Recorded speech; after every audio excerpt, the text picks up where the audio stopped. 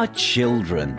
Such delightful additions to our everyday lives. They're cute and sweet and learning everything for the first time. And then your kid goes and says something like, "Goodbye, Dad," said my 2-year-old son. "No, we say good night."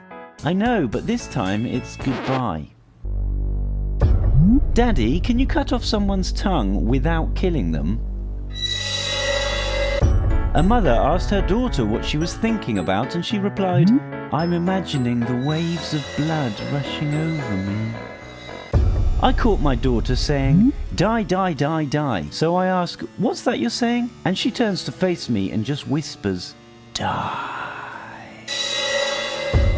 "So I shouldn't throw him in the fire," said my 3-year-old daughter while holding her baby brother for the first time.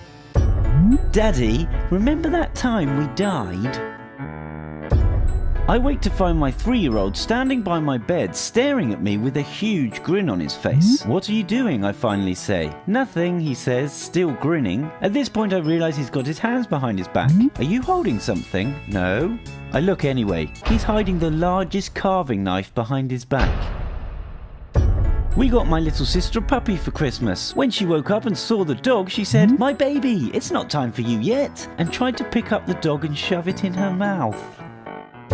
We had just moved into a new house and 2 kids showed up at the door. When I asked if I could help them, one of them said, "Our mum wants us to tell you the old people who used to live here are buried at the end of the road." They ran off and I've never seen those kids again to this day.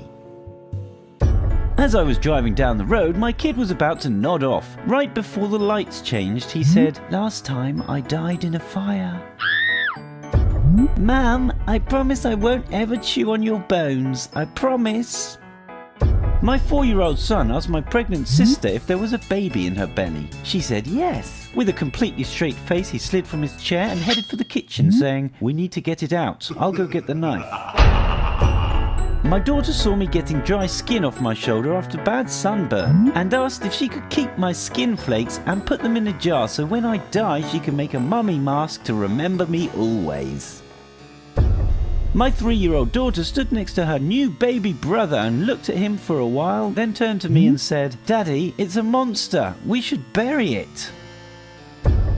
At my great-uncle's funeral, my daughter asked when he was going to turn into a zombie.